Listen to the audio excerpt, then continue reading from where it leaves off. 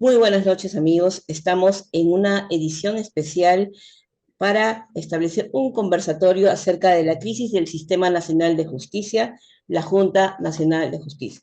A través de la plataforma de la Coordinadora Republicana, el Portal La Abeja, BHTV por Cable Más y ahora también en Win y Conectados.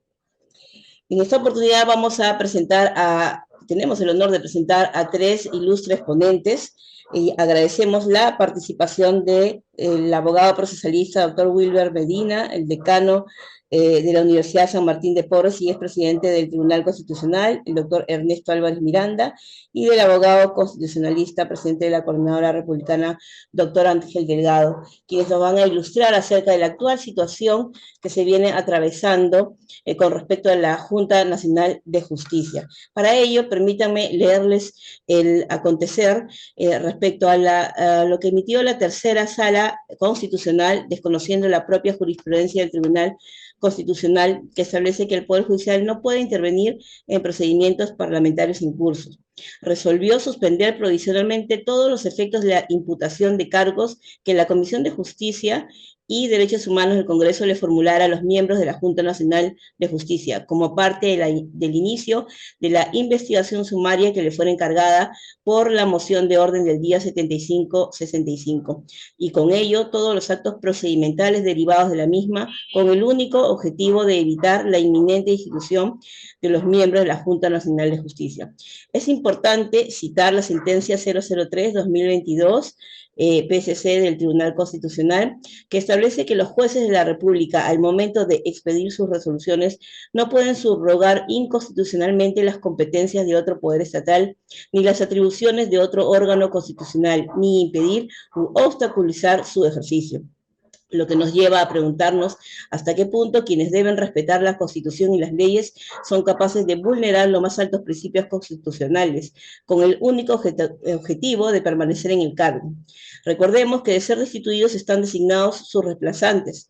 Sin embargo, y también que la Junta Nacional de Justicia no será desactivada porque sus magistrados son reemplazados por otros. Por ello, para informar con la verdad y no caer en la falsa narrativa de izquierda que usa la victimización y desinformación mediática para generar una corriente de opinión falsa y acorde con su agenda política, es que el día de hoy tratamos este tema a través de la Coordinadora Republicana, dando pase a estos ilustres ponentes que nos van a aclarar el panorama y nos van a informar con la verdad. Doctor Ernesto Álvarez Miranda, le doy el pase para que pueda exponernos sus alcances al respecto. Muchísimas gracias, Mariela. Es una noche importante tener en el mismo panel a Ángel Delgado y a Wilber Medina, que son expertos en derecho constitucional y en procesal.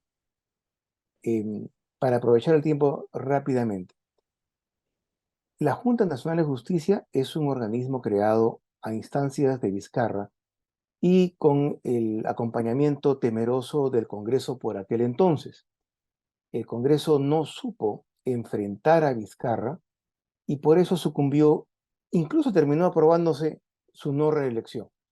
Con eso ya prácticamente se sepultó políticamente. Pero con él cayó la clase política experimentada. Y lo que hoy tenemos en el Congreso es expresión del extremismo político del centro y la Sierra Sur y el amateurismo que existe hoy en día en la política.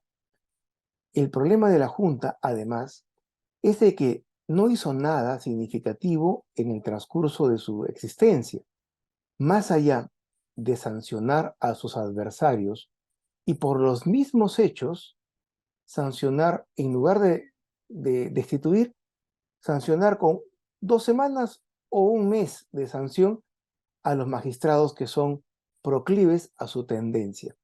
¿Cuál es la tendencia? Es básicamente no ideológica, en realidad, sino la gran tendencia de la Junta actual es el partido Odebrecht, porque detrás de ellos están los mismos que hicieron grandes negocios y se quedaron con una parte de los centenares de millones que Odebrecht se levantó en el país, gracias a esos empresarios mercantilistas a esas autoridades provinciales, regionales y nacionales que, estando en el poder, permitieron que Odebrecht y otras empresas brasileñas se llevaran el dinero de todos los peruanos. Ese es el contexto en el cual un grupo político que no tiene votos, pero que tiene mucha influencia en la administración de justicia, defiende a su Junta Nacional, incapaz de mejorar los estándares de honestidad y corrupción en el Poder Judicial, incapaz de solucionar, por lo menos en parte, el tema de la provisionalidad que atenta contra la organización y la honestidad del sistema, porque estamos viendo salas en la Suprema y en las Cortes Superiores con un titular y 4 o 2 provisionales. Y la provisionalidad, quieras o no, genera corrupción, porque la influencia, la recomendación, la sugerencia del jefe, del titular, del que te puede enviar nuevamente a tu cubículo en el juzgado o en el juzgado de paz, es inevitable, es humano tender a votar con quien tiene el dominio de tu carrera judicial. Por tanto, la Junta no ha hecho nada, es otro cuentazo, como diría PPK, igual que el SUNEDU, que pasó de ser una maravilla, la maravilla latinoamericana de regulación de universidades, pero dejó pasar a Lavallejo y también tuvo sus bemoles beneficiando a otras organizaciones. La Junta ni siquiera ha hecho algo positivo, pero pasa por ser el abanderado de la justicia, y su renovación y la institución de 2 o 3 o 4 de sus miembros sería un atentado contra la democracia, la justicia, el Estado de Derecho y la historia republicana. Falso de toda falsedad.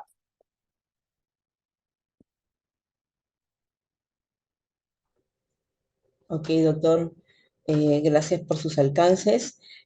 Damos el pase al doctor Wilder Medina para que nos dé sus apreciaciones sobre la actual coyuntura con respecto a la Junta Nacional de Justicia.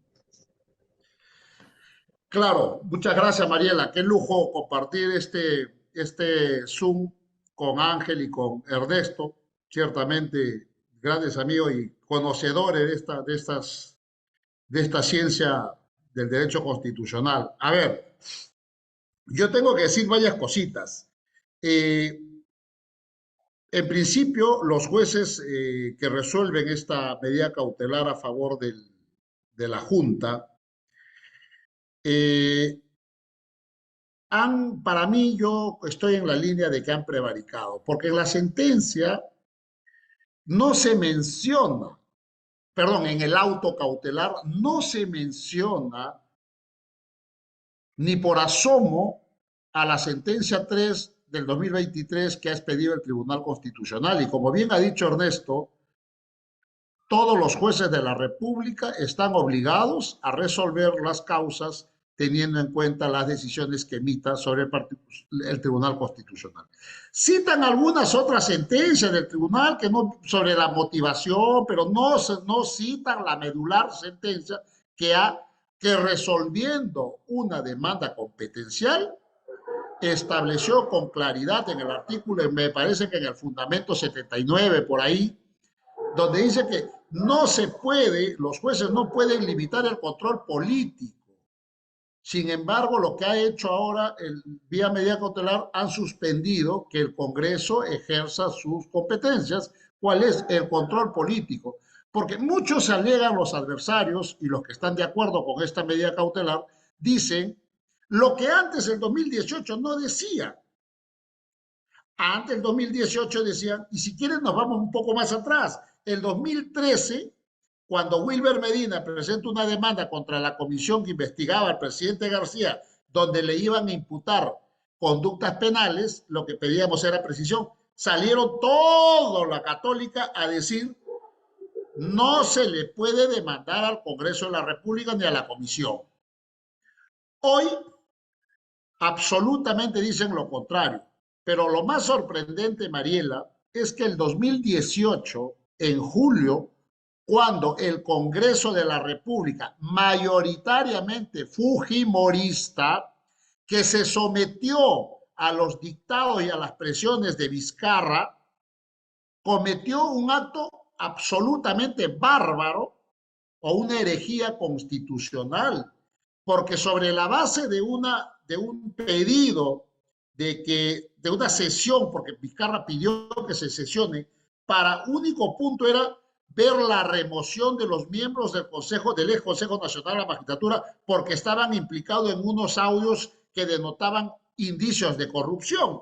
Y en efecto se reunió el Pleno y tomaron una decisión. Esa decisión tiene dos partes. Hay una primera que sí es constitucional y hay una segunda que no es constitucional. Y voy a explicar por qué. Ejerciendo la facultad prevista en el 157, con una mayoría calificada, dispusieron la remoción de los 7 magistrados. Se está diciendo por ahí que renunciaron. No, señor, no todos renunciaron. Creo que renunciaron 2, el presidente y el vicepresidente, me parece. Pero el Congreso no les dio por notificado y los destituyó.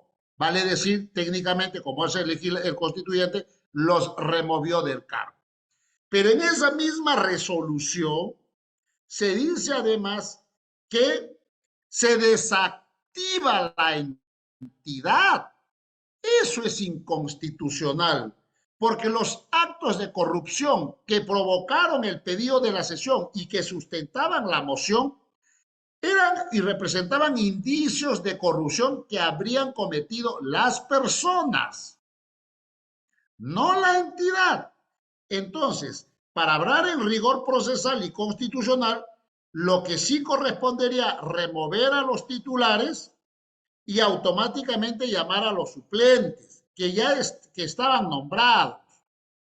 Sin embargo, se hizo tabla rasa, se desconoció el derecho de los suplentes, que ya eran los llamados por la Constitución a sustituir a los removidos, lo hicieron de lado. Y si eso no fuera suficiente, y estos dos últimos extremos son lo que es inconstitucional, desactivaron un ente constitucionalmente autónomo. Entonces, desde ahí nace todo este andamiaje que se arma, porque lo que quería Vizcarra era deshacerse de todo este consejo y armar un propio ente, le cambió de denominación para que a partir de ahí sometiera todo el sistema de administración de justicia a su mando. ¿Cómo? Copando con miembros, con sus abláteres, esta nueva entidad llamada Junta Nacional de Justicia. Y donde además ellos mismos y el legislador, con 2 legislaturas que se modifica la Constitución, establecen en el artículo 156 una cosa medular que no lleva mayor discusión ni análisis. Dice que para ser miembro se necesita edad mínima 45 y edad máxima 75. Me preguntaban ayer en RPP y me preguntaba Fernando Carvalho, que conocemos cuál es su línea, y me decía que además el doctor Blume, que formaba parte de la comisión de selección, había dicho que, yo le dije, no, el doctor Blume no ha dicho eso. No, pero él lo ha dicho. El doctor Blume no es la Constitución.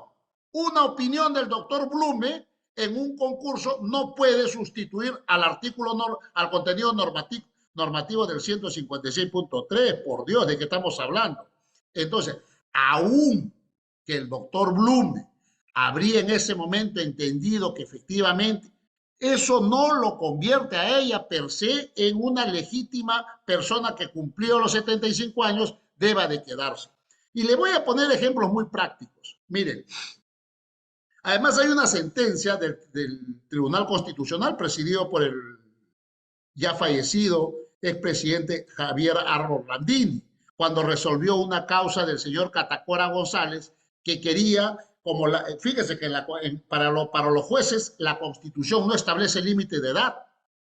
Quien establece el límite de edad es la ley de la carrera judicial y la ley orgánica.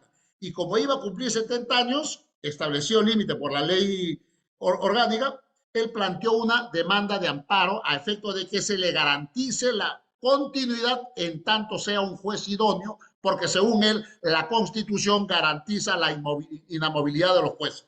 Correcto, se planteó la demanda, se tramitó y llegó al tribunal. ¿Qué dijo el presidente en ese tiempo por unanimidad la sentencia? Que no, que los cargos públicos tienen límites y si establece la ley hay que cumplirlos. En el caso de la Junta Nacional de Justicia es peor. ¿Por qué? Porque, perdón, corrijo, quien presidió el colegiado no es Javier Orlandini, quien presidió ese colegiado del tribunal es Landa, el magistrado César Landa Arroyo. Ok, entonces, ¿qué dice ahora la Constitución? Es la propia Constitución la que establece el límite y la ley orgánica de la Junta repite el contenido normativo del 156. Por lo demás, si comparamos uno y otro caso, es más grave ahora la limitación porque viene del mandato constitucional, no de la ley orgánica o de una ley de desarrollo de la Junta. Adicionalmente a eso, yo le voy a contar una cosa. Mire lo que dice el 156 con el 188 de la Constitución. 188 habla sobre el tema de los miembros del Jurado Nacional de Elecciones. Dice que para ser miembro del Jurado Nacional de Elecciones se requiere edad mínima 45 y edad máxima 70 años. ¿Cuántos magistrados han sido electos? Y me refiero a uno, el doctor Luis Lengua Aguirre. Fue electo y ejerció con 79 años y un mes. Ejerció el cargo 11 meses. Cuando cumplió los 70 años, el presidente Sibina le da las gracias e inmediatamente declara la vacancia del cargo y llama al accesitario. Y así de eso ha habido ejemplos muchos. El señor mismo, el papá de Rafael Vela, el señor Vela Marmanillo, creo que se apellidaba, él también efectivamente se cesó por edad. Entonces, como vemos en la propia Constitución, en otros organismos constitucionalmente autónomos, la Constitución le establece esta edad mínima y edad máxima. ¿Y qué hacen los señores? Se van cuando cumplen la edad. Y para mayor ya escándalo, qué bueno, ¿no? El otro día yo puse un tuit hace tiempo, creo que en el mes de septiembre, la señora Inés Villa Bonilla, una juez connotada del Poder Judicial, cumplió los 70 años y como la ley orgánica dice que hasta los 70 años puede ser magistrado, más no, se despidió, organizó una despedida y, queridos amigos, ¿sabe quién asistió a la despedida? La doctora Inés Tello Ñeco. O sea, puse un tuit indicando, pues, ¿no? Las tocallas diferentes, ¿no? O sea, yo voy a un parte que te despides con 70 años, pero yo me quedo aun cuando la Constitución diga. Y ya para ir concluyendo, hay una cosa mayor, un detallito que no es menor, mejor dicho. Esta señora cumple 75 años el 10 de septiembre del 2020. Allí debió irse, pero no se fue. Estuvo 10, 11, 12, 13, 30 de septiembre, 1, 2, hasta el 23 de octubre, casi 45 días, porque ella, por el capricho de ella, seguía ejerciendo el cargo. Porque recién la resolución de interpretación complementaria que hace perversamente la Junta se expide el 23 de octubre del 2020. Entonces, y lo aplican retroactivamente. Eso es lo grave. O sea, en esos 45, a ver, vamos a decir ya que hay una resolución que interpreta, pero será pues de ahí para adelante, ¿no? Para otros casos, pero no será para aplicar para la señora. O sea, la señora de facto estaba ejerciendo el cargo esos 45 días donde ha tomado decisiones. Pero sin embargo, eso ocurrió. Y lo más gracioso ya con esto ya me reí, es que sustentan su decisión en la opinión de un burócrata de un organismo marginal como es Servir. Y Servir, entonces ahora le ha salido, Ernesto, corrígeme, le ha salido que en el Perú ya no solamente el Tribunal Constitucional es el ente de cierre de la interpretación, sino también ya la Junta Nacional de Justicia y además no, porque tampoco ha sido un pleno. El presidente de la Junta Nacional de Justicia, Aldo Vázquez Ríos, él firmó la resolución, él hace la interpretación complementaria. O sea, amigos, por donde veamos, eso es una aberración jurídica y lo que corresponde es que el Congreso, simplemente frente a esa medida cautelar ilegal, inconstitucional, si bien es cierto, ha ido, ha interpuesto los recursos, pero eso no impide que desconozca la sentencia y continúe con su agenda. Espero que se convoque próximamente al Pleno y si los señores de la Junta no quieren ir, solamente se les notifica, se fija la agenda, se les notifica. Si no van, es su problema. Además, ¿para qué van a ir? Si cuando fueron citadas en la Comisión de Justicia, decían, no voy a declarar, lo va a hacer mi abogado, la respuesta le voy a remitir por escrito, me remito a la información que hemos presentado en la mañana. Por los tres motivos que deben ser destituidos, que es infracción del artículo 156.5, luego también es haber intercedido a favor de la señora Zoraida Ábalos ante la Junta de Supremos y luego exhortar al Congreso de la República para que no siga con el proceso de inhabilitación. Yo le agregaría una más, Mariela. Esas las dejaría como segunda, tercera y cuarta y le agregaría una primera. Se ha probado la capacidad intelectual de estas personas cuando han ido y se han sentado en la Comisión de Justicia. No han podido hilvanar una oración. Son personas balbuceantes que están descalificados para nombrar jueces y fiscales, porque se supone que si mi responsabilidad constitucional es nombrar, ratificar, destituir, entiendas, evaluar a los jueces, mínimamente mis conocimientos tienen que estar por encima del conocimiento de los señores jueces. Y todos los peruanos, por lo menos los que nos interesamos en ver estas actividades, hemos quedado espantados con la performance intelectual de estas personas. Y ya no quiero decir incluso, hasta había incongruencia, como digo, balbuceaban el castellano. Por lo demás, espero que el Congreso defienda sus fueros y continúe con la remoción y más bien esta cautelar sea un efecto contrario y no solamente se llegue a los 87 votos, sino que espero que los congresistas se hagan respetar su fuero y sean 130 votos que se consiga y se disponga la remoción. Gracias. Muchas gracias, doctor Wilber Medina, por sus alcances y por sus análisis muy certeros sobre esta coyuntura con respecto a la Junta Nacional de Justicia y el papel que le toca desempeñar al Congreso de la República. Doctor Ángel Delgado, por favor, sus alcances y apreciaciones sobre el particular. Sí, en primer lugar, mis saludos, Mariela, muy agradecido por la invitación y, por cierto, muy contento de compartir esta sala, esta tribuna con dos brillantes juristas, de quien sus expresiones el día de hoy yo las hago mía completamente. Yo simplemente voy a intentar complementar algunas cosas de lo que ellos ya con mucha clarividencia, suficiencia y conocimiento han dicho esta noche, en esta oportunidad. En primer lugar, yo quisiera recordarle a todos los amigos que nos están escuchando que vivimos en un régimen constitucional cuya característica fundamental, entre otras, una de las más importantes, es la separación de poderes mediante la cual un organismo, una entidad, un poder no puede intervenir en las funciones de otro. Esto es un tema fundamental.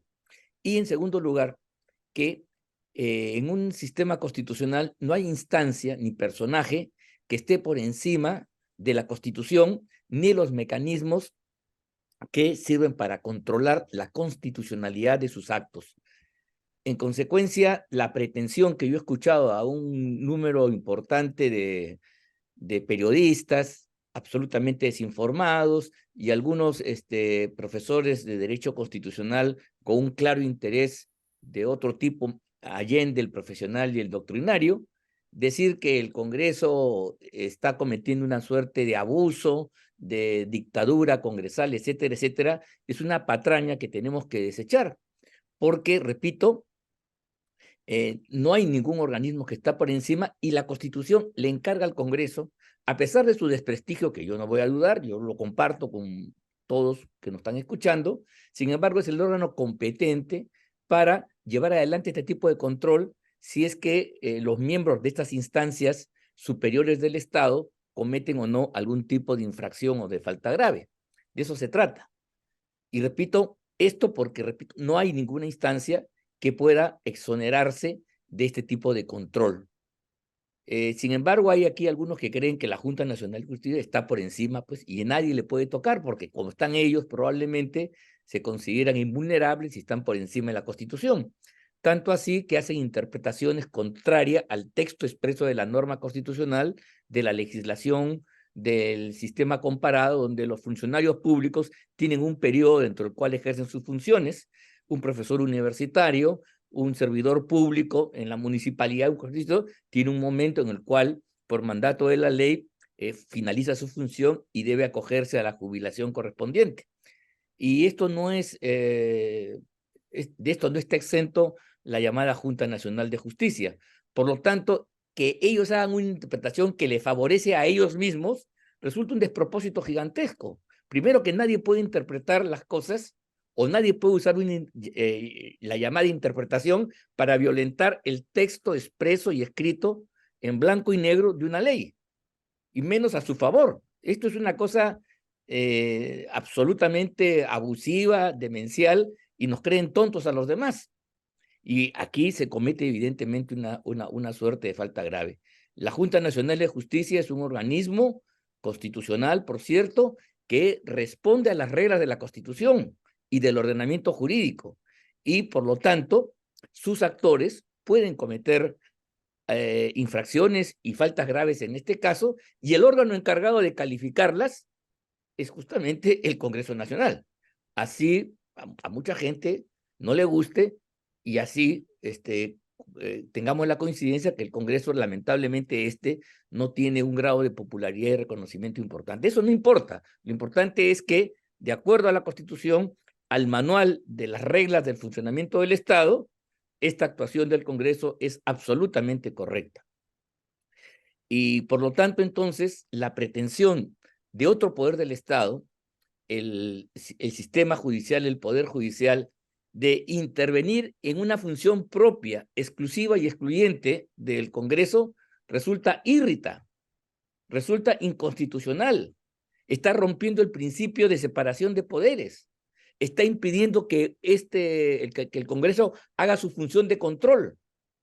Claro, ya Wilber ha señalado la incompatibilidad. Claro, estos tres magistrados, tres vocales de la Corte Superior aquí en Lima, van a tener quizás algún reconocimiento especial por parte de las personas que los evalúan, de que van a intervenir en su ratificación o destitución que por cierto jamás lo harían porque van a ser premiados. Más aún, mira tú la situación para un juez si votaba en contra, se ponía en capilla. Esta es una incompatibilidad gigantesca.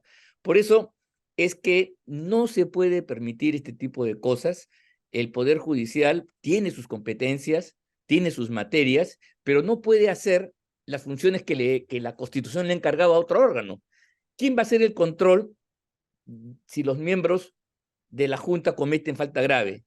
¿El presidente de la República? ¿Algún alcalde quizás? ¿El Ministerio Público? ¿El Poder Judicial? No, es el Congreso de la República. Y por lo tanto, los criterios del Congreso para conocer y determinar si hay sanción o no son propios del Congreso. Ya ellos darán cuenta en su oportunidad, pero no pueden ser objeto de ninguna interferencia, además de lo dicho por Ernesto, de que el Tribunal Constitucional ya se pronunció en otra causa donde también pues se quería impedir por parte del Poder Judicial que el Congreso dictara las leyes correspondientes. Mira tú, para terminar, esto es gravísimo y esto constituye una deformación sobre la cual yo diría que habría que conversar más adelante. Es lo que algunos autores, y aquí estoy con el libro de Edward Lambert, un francés que escribió en la segunda década del siglo pasado, El gobierno de los jueces, justamente inclusive señalando, haciendo críticas a la facultad de control de la constitucionalidad de las leyes en Estados Unidos. En fin, eso es un tema que ya se ha superado en el fondo, pero traigo a colación para que de este tiempo ya se advertía de una peligrosísima tendencia a que los jueces se conviertan en gobernantes, a que la justicia sustituya a la política y entonces las decisiones que le corresponden a los órganos representativos elegidos por la voluntad popular aparezcan subordinados ante determinados funcionarios cuya función no es ni hacer una evaluación de los méritos, ni las oportunidades, ni las conveniencias, sino aplicar la ley a una determinada situación concreta. Si esto no se entiende, evidentemente se cae de por sí el sistema constitucional de separación de poderes y los jueces se convierten, pues, aquí equivocadamente, una especie de senado, cosa por el estilo. Por ejemplo, mira tú, yo saludo una reciente sentencia del Tribunal Constitucional que ha señalado que es perfectamente constitucional esta reforma que hizo el Congreso para no reelegir a los congresistas. Y creo que es correcta porque el Tribunal Constitucional se circunscribe, acota su función a establecer si esta decisión es conforme o no al texto constitucional. No entra a evaluar los contenidos políticos. Debe haber reelección, 1, 2, 3, etcétera. Ese es un asunto de los congresistas. Y entonces, claro, si los congresistas consideran, como yo, que está mal que se haya prohibido la reelección, digo, esto es una función que le compete al propio Congreso, pero claro, como le da vergüenza a los señores, no lo hacen y le tiran la pelota al tribunal y el tribunal me parece bien, dice, no, esta es una norma que puede ser inconveniente, puede ser fatal, yo estoy de acuerdo en eso, negativa por sus consecuencias, ahí están los congresos bisoños sin experiencia, pero es una norma que está dentro de los parámetros de la Constitución porque el contenido político, la configuración de la decisión es una decisión de naturaleza que donde se evalúa la conveniencia, la oportunidad, el mérito, y eso son decisiones políticas que le corresponden a una instancia política como es el Congreso, y no a los jueces. Entonces, creo yo que esta mención a esta última sentencia me permite con mayor fundamento decir, pues, que esta intervención grosera por parte de una instancia del Poder Judicial es una invasión en los fueros, en las competencias de otro órgano, y por esa razón no solamente estamos ante una infracción que lo es, la violación del orden constitucional, sino estamos ante un delito que se llama prevaricato. Para muchos que creen que los jueces son como los dioses y nunca se equivocan, los jueces también delinquen, y el delito de prevaricato es un delito que cometen los jueces. ¿Qué significa?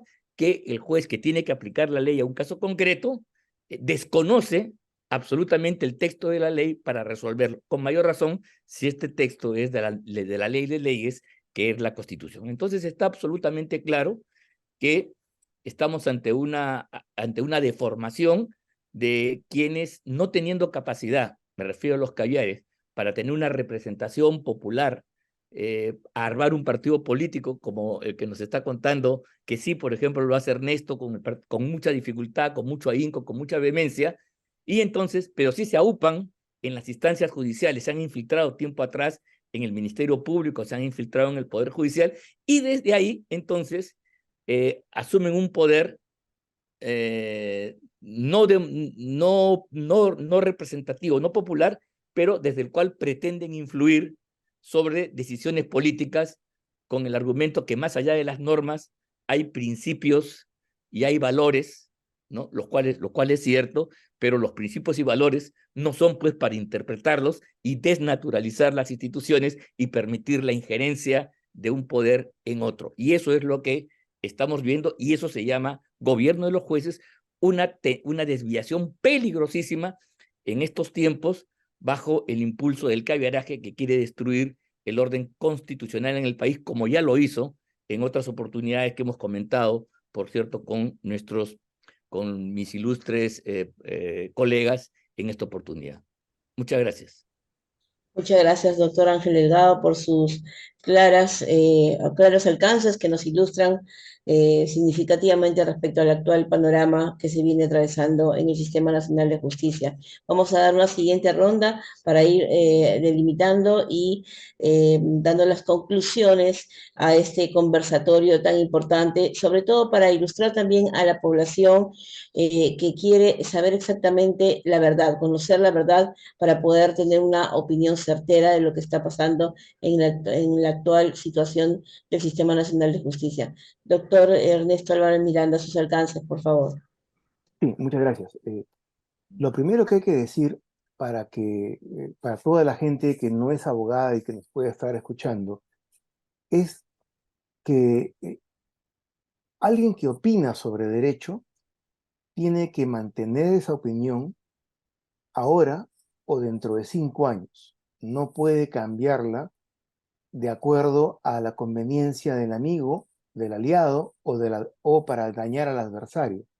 Estas son opiniones que vamos a mantener nosotros, así estén nuestros amigos en el Ejecutivo y nuestros adversarios en el Congreso. Las cosas son así, no porque nos convenga. El informe de Servir no lo firmó un abogado. O sea, la competencia que tiene ahora el Tribunal Constitucional y la propia Constitución no está ni siquiera en manos de un abogado. Fíjese usted, siendo Servir pues un organismo administrativo de cuarto o quinto nivel y que no es competente, dicho sea de paso, para informar sobre el estatus de los magistrados de la Junta Nacional de Justicia. Además, o sea, ellos no pueden opinar al respecto, no tienen competencia en eso. Se ha hablado de dictadura, de golpe de Estado, etcétera, congresal. Y hay que aclarar el concepto. El golpe de Estado de la dictadura se sustentan en la toma de poder de manera ilegítima. En este caso, el Congreso no está intentando asumir el rol de la Junta, ni está tomando atribuciones o competencias que no estén establecidas en la propia Constitución. Por el contrario, está asumiendo con una competencia que le ha otorgado la Constitución en caso de falta grave. Y por cierto, no solamente hay 3 faltas graves, que son las que se han sido comunicadas a los miembros de la Junta y por las cuales se han podido defender en sede parlamentaria y por tanto no hay violación alguna al debido proceso y por tanto no hay sustento alguno para el amparo, porque el amparo solo sirve, más aún en sede congresal, sede parlamentaria, donde las decisiones son políticas, solo sirve en caso de una grave violación o de la inminente violación a un derecho fundamental concreto. No es que me parece que no debería ser así, no. Tiene que ser un derecho fundamental concreto el violado o la amenaza tiene que ser cierta e inminente. ¿Y cómo va a ser cierta e inminente si ni siquiera ha habido debate en el Pleno y todos los periodistas señalaban de que no habían los votos suficientes? Entonces, ¿dónde está la amenaza inminente? Por eso y por otras cosas más, es que los provisionales de esta sala, convenientemente designados, fíjense ustedes que los juzgados constitucionales y las salas constitucionales están mayoritariamente integradas por provisionales que de constitucional saben poco. Posiblemente de otras especialidades sean duchos y expertos, pero de constitucional saben muy poquito. Pero están allí aplicando los principios del príncipe de Maquiavelo. Mientras menos sabe el funcionario colocado a dedo, más obediencia le debe a la mano que lo colocó. Claro. Y ese es el grave problema que tiene la Administración de Justicia, y que no nos cuenten nuevamente el dicho o el cuento de que la Junta es la panacea. No es la panacea, así como el Consejo Nacional de la Magistratura tampoco lo fue. Aquí no va a haber independencia y autonomía de los jueces y fiscales en tanto y en cuanto no exista un autogobierno de los jueces y fiscales, que eso es el modelo de Consejo Superior de la Magistratura que tiene Italia y que en el momento en que los jueces, los elegidos por votación universal y secreta por todos los jueces y fiscales de Italia, en el momento que sus representantes elegidos fueron mayoría en el Consejo, allí fue el único momento en que una administración de justicia fue autónoma verdaderamente. ¿Qué generó? Tayentópolis, manos limpias, en que se descubrió, se desarrolló las investigaciones y se procesó a la mayoría de la clase política corrupta. En ese momento cayó toda la élite del Partido Demócrata Cristiano, cayó la élite del Partido Socialista, cayeron muchos alcaldes del Partido Comunista y se dio paso a una nueva élite. La respuesta final, la respuesta para lograr una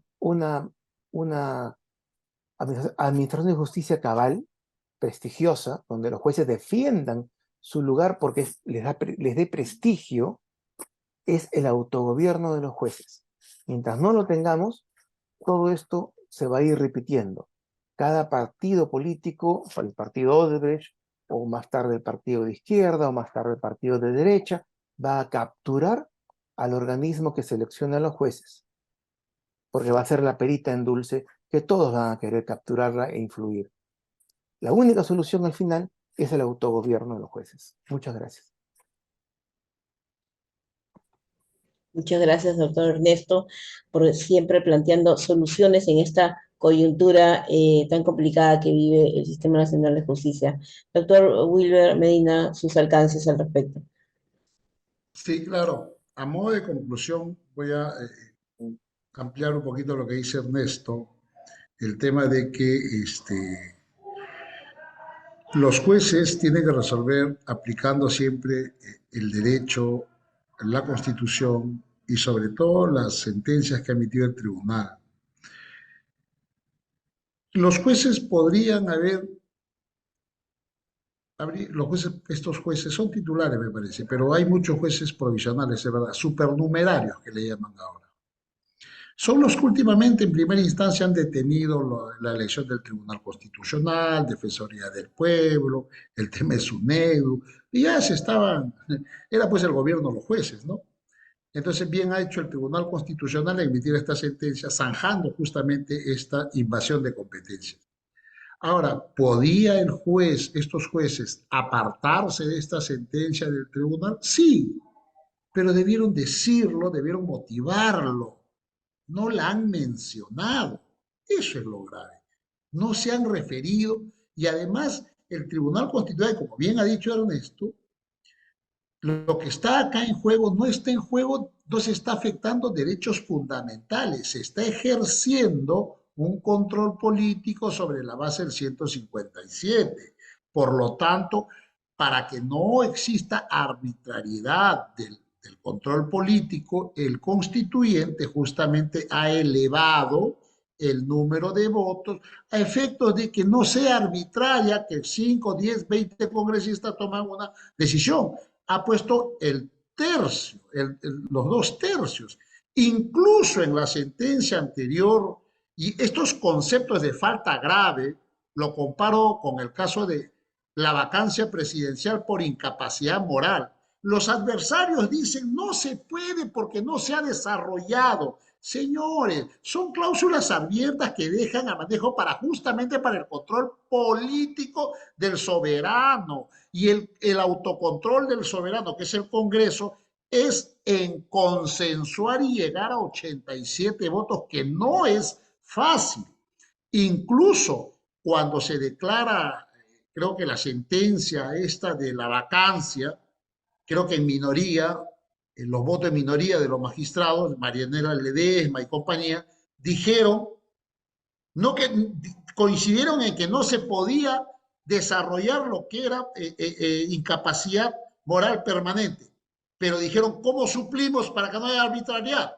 Aumentémosle los votos a 105 votos, o me equivoco, hasta ellos decían que había que aumentar, pero no discutían la cláusula abierta de la vacancia presidencial, como también es lo mismo la falta grave.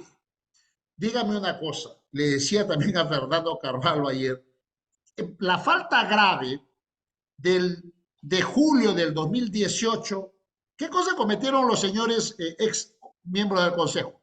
Una falta grave, había indicio de corrupción, falta grave. Y todos justificaron su destitución. Hoy, infracción de Constitución, tres puntos muy importantes, también se considera que falta grave, y ahora ellos dicen, no, hay que desarrollar.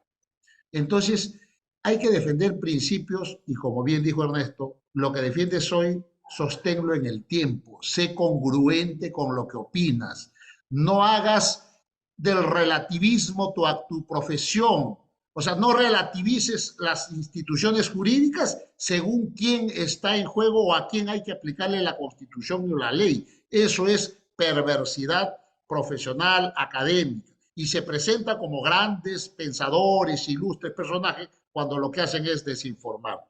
Y respecto a lo que dijo Ángel, el gobierno de los jueces, me parece, ahí vamos a ver el tema del activismo judicial. ¿El activismo judicial se acepta? Pues sí, pero cuando no hay para crear derecho, cuando las cosas no están establecidas, se puede aceptar el activismo judicial.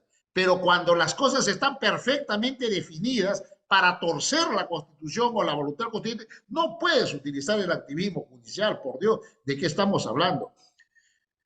Para concluir, creo yo que hace bien el Congreso, debería defender sus fueros y proceder de una vez a programar fecha y notificarlos. Y si vienen y no vienen, ya es problema de ellos. Además, la Constitución dice, lo pueden remover mañana, como se hizo el 2018, pleno. No se nombró una comisión de justicia, le dieron esta competencia para que pregunten, investiguen, 15 días, un mes. No, sesionaron y los votaron, los destituyeron, porque esa era la remoción por falta grave. De modo que para el control político, como bien dice la sentencia última que resuelve la competencia del Congreso frente al Poder Judicial, establece que el control político ciertamente es una facultad única, exclusiva y excluyente del Congreso, y no puede ningún juez impedir o subrogarse a esa competencia que el constituyente le ha reservado para el Poder Legislativo. Muchas gracias. Muchas gracias, doctor Wilber Medina. Y damos el pase al doctor Ángel Delgado para sus conclusiones finales. Sí, muchas gracias. Yo quisiera partir de un ejemplo. ¿Qué pasaría hipotéticamente si mañana el Congreso de la República se le ocurre dictar una norma o impedir de alguna manera el funcionamiento del Poder Judicial, impedir que una instancia, una corte, expida una sentencia que le corresponde? Evidentemente se generaría un escándalo y diríamos que el Congreso está abusando de poder. Y los mismos jueces tendrían la posibilidad, si se tratara de una ley, la herramienta de este estropicio para suspender la aplicación de la ley, inaplicarla para el caso concreto. O sea que una decisión de un órgano, que repito, que es de gobierno, como es el Congreso de la República, puede ser frenada incluso por los jueces a través de esta herramienta del llamado control difuso, cuando se considera que está violando la Constitución, de modo expreso, claro está. Entonces, yo a veces deploro cuando escucho a algunos congresistas decir, sí, pues, lamentablemente el Poder Judicial ha sacado una sentencia. No, las sentencias también tienen que, como las leyes, tener sus ámbitos competenciales propios y la materia correspondiente. De lo contrario, son sentencias son sentencias que en el caso de los poderes no pueden pues convertirse en mandatos imperativos, sino son objeto de cuestión. Ese es el tema de fondo. A partir de un examen uno puede determinar, y no lo hace cualquier ciudadano, lo está haciendo el Congreso de la República, como lo harían los jueces frente a una ley manifiestamente inconstitucional. No la pueden derogar, pero sí la inaplican. Entonces, el Parlamento, contra lo que piensan algunos parlamentarios que yo he escuchado, no podemos hacer nada. Sí, pueden hacer mucho, pueden rechazar eso y hacer valer sus fueros competenciales, sobre todo cuando ya tienen el antecedente de esta sentencia del Tribunal Constitucional para el caso de que el Poder Judicial quería impedir que el Congreso nombrara al defensor del pueblo o cuando pudiera legislar en materia, por ejemplo, de la autonomía universitaria. Entonces, esto debe quedar absolutamente claro. Mira, el Poder Judicial sí puede intervenir únicamente en los casos, y aquí Wilmer conoce bien la materia, en una demanda que planteó el presidente Alan García Pérez, justamente contra una comisión de investigación. Sí puede intervenir ¿en qué? En que esta investigación tiene que cumplir las reglas del debido proceso. O sea, debe ser, cuando uno lo notificado debidamente, ponerle a conocimiento la causa, todas las herramientas para que pueda defenderse, ejercer la posibilidad de concurrir, argumentar, descargar argumentos, ser asistido por abogado, en fin, todas las reglas del llamado debido proceso. En este caso yo no sé si eso se ha mencionado para nada, eso no ha aparecido, y por lo tanto tengo yo entendido que a los señores se los ha llamado, han ido con sus abogados, han hecho un papel deplorable, como nos recordaba Wilmer, pero ese es su problema, cómo se defienden, te das cuenta, pero sí se ha cumplido el debido proceso. Y salvo eso, el Poder Judicial no puede decir si se ha cometido falta grave o no, esa no es su competencia, esa le corresponde al Congreso, y menos impedir lo que dice el texto constitucional 157, que es el Congreso el que conoce o no de las faltas graves que puedan y llevar a cabo la correspondiente investigación. Entonces estamos ante una situación absolutamente irregular y yo creo que el Congreso de la República aquí sí ha fallado, ha debido hacer una denuncia como mesa directiva, como pleno, ¿no? Como Congreso, denunciando criminalmente la actuación de estos magistrados porque están prevaricando. Ese es el prevaricato, justamente. No, claro, lo ha hecho la congresista Chirinos, que siempre es voluntariosa y entusiasta, pero hubiera sido mejor que un acuerdo del Pleno, ¿no? Los denunciara a estos tipos, por lo menos en una primera instancia, hasta que se evalúa y se convence a aquellos congresistas temerosos de que lo van a meter presos, no sé qué cosas, qué otros temores tienen por ahí, y que las cosas que dice el Tribunal Constitucional son las cosas que dice el Poder Judicial, ni siquiera el Tribunal Constitucional, son tan determinantes que no se puede hacer nada. Eso no es verdad. Así no funciona ni la separación de poderes, ni el Estado democrático constitucional. Hay los checks and balance, hay la posibilidad de cometer excesos. Cuando el Congreso se excede, está el control de constitucionalidad, y cuando los jueces hacen este tipo de cosas, también tiene que haber medidas de control para que ningún organismo exceda su rol de competencias e invada los fueros de otros, y sobre todo tenga actuaciones contrarias a lo que dice el texto de la propia Constitución. Muchas gracias. Muchas gracias, doctor Ángel Delgado. Agradecemos a los brillantes ponentes con esta participación para ilustrar a la población sobre la actual crisis del Sistema Nacional de Justicia y el papel tan nefasto que ha desarrollado la Junta Nacional de Justicia. Y desde acá agradecemos también que la población pueda ilustrarse con estos alcances y pueda saber la verdad de lo que realmente está pasando. Y reafirmar una vez más la consecuencia del compromiso que tiene la coordinadora republicana con el respeto al orden constitucional y también al sistema democrático de gobierno para garantizar la autonomía de los poderes y también la administración de justicia, que sea esta proba íntegra e imparcial. Muchas gracias por su participación y esperamos tener un conversatorio similar próximamente para seguir tratando respecto a la problemática del Sistema Nacional de Justicia y la Junta Nacional de Justicia. Muy buenas noches. Muy buenas noches. Muchas gracias. Gracias, doctor. Buenas noches.